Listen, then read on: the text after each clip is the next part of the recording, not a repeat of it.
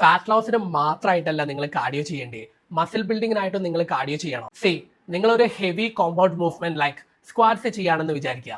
And ഒരു 6ാമത്തെ റെപ്പൊക്കെ എത്തുമ്പോൾ നിങ്ങൾ നല്ലോണം കിതച്ചിട്ട് ആ സെറ്റ് 10 റെപ്പൊക്കെ എത്തുന്നതിന് മുന്നേ പാതി വയലിൽ സ്റ്റോപ്പ് ചെയ്യേണ്ട ഒരു അവസ്ഥ വരാണ്. ഇവിടെ നിങ്ങളുടെ muscles true muscular failure achieve ചെയ്തുകൊണ്ടല്ല നിങ്ങൾ സ്റ്റോപ്പ് ചെയ്യണേ, പക്ഷെ നിങ്ങളെ കാർഡിയോവാസ്കുലർ സിസ്റ്റം ആ മസിലിന് മുന്നേ ഫെയിൽ ആയോണ്ടാ. ഇതുകൊണ്ട് തന്നെ നിങ്ങളുടെ മസിൽസിന് ഗ്രോ ചെയ്യാനുള്ള ആ ലാസ്റ്റത്തെ സ്റ്റിമുലേറ്റിംഗ് ആയിട്ടുള്ള റെപ്സ് അത് കിട്ടില്ല. സോ ഈ സമയത്ത് നിങ്ങളുടെ മസിൽസിന് മുന്നേ നിങ്ങളുടെ കാർഡിയോവാസ്കുലർ സിസ്റ്റം ഫെയിൽ ആവാതെ ഇരിക്കാനും ആൻഡ് മസിൽസിന് ആ ലാസ്റ്റിലെ ഗ്രോത്ത് സ്റ്റിമുലേറ്റിംഗ് റെപ്സ് കിട്ടാനായിട്ടും ആകെ ഒരു ഓപ്ഷൻ മാത്രമേ ഉള്ളൂ, നിങ്ങളെ എയറോബിക് കപ്പാസിറ്റി ബിൽഡ് ചെയ്യുക. ആൻഡ് അതിനായിട്ട് നിങ്ങൾ കാർഡിയോ ചെയ്തേ പറ്റൂ. Just think about it. ഇവിടെ നിങ്ങളെ കാർഡിയോവാസ്കുലർ സിസ്റ്റം വീക്ക് ആയതുകൊണ്ട് നിങ്ങൾ മസിൽ ബിൽഡിങ്ങിനായിട്ട് വെയിറ്റ് കൂട്ടി പ്രോഗ്രസീവ് ഓവർലോഡ് ചെയ്ത് ഒരു സെറ്റ് കംപ്ലീറ്റ് ചെയ്യാനാണ് ഡയറക്ട്ലി ഇമ്പാക്ട് ആവുന്നത്.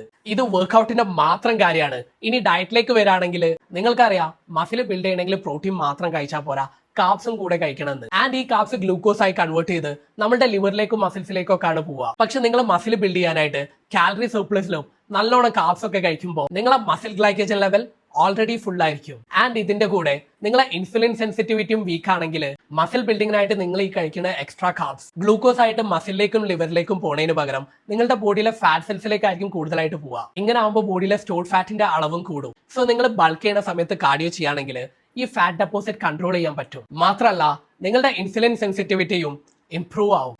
അതായത് എത്ര എഫിഷ്യന്റ് ആയിട്ടാണ് നിങ്ങളുടെ ബോഡി ഗ്ലൂക്കോസിനെ ഓരോ സെൽസിലേക്കും എത്തിക്കുന്നതെന്ന്. സോ മസിൽ ബിൽഡിംഗ് ആണ് നിങ്ങളെ ഗോളെങ്കിൽ വെയിറ്റ് ലിഫ്റ്റിംഗ് മാത്രം ചെയ്താൽ പോരാ, കാർഡിയോയും കൂടെ ചെയ്യണം. ആൻഡ് ഈ കാർഡിയോ നിങ്ങളെ പ്രൈമറി ഒബ്ജക്റ്റീവായ മസിൽ ബിൽഡിങ്ങിനെ എഫക്ട് ചെയ്യാതിരിക്കാനായിട്ട് ലോ ടു മോഡറേറ്റ് ഇന്റൻസിറ്റിയിൽ വീക്ക്ലി 2 to 3 ടൈംസ് മാത്രം ചെയ്താൽ മതി. ഇത് നിങ്ങളെ ഹെവി ലിഫ്റ്റിംഗ് സെഷൻ ആയിട്ട് ക്ലാഷ് ആവാതിരിക്കാനും ശ്രദ്ധിക്കുക. ഇങ്ങനെ ചെയ്യുമ്പോൾ നിങ്ങളെ റിക്കവറിയും പ്രൊമോട്ട് ആവും, ഇൻസുലിൻ സെൻസിറ്റിവിറ്റിയും ബെറ്റർ ആവും.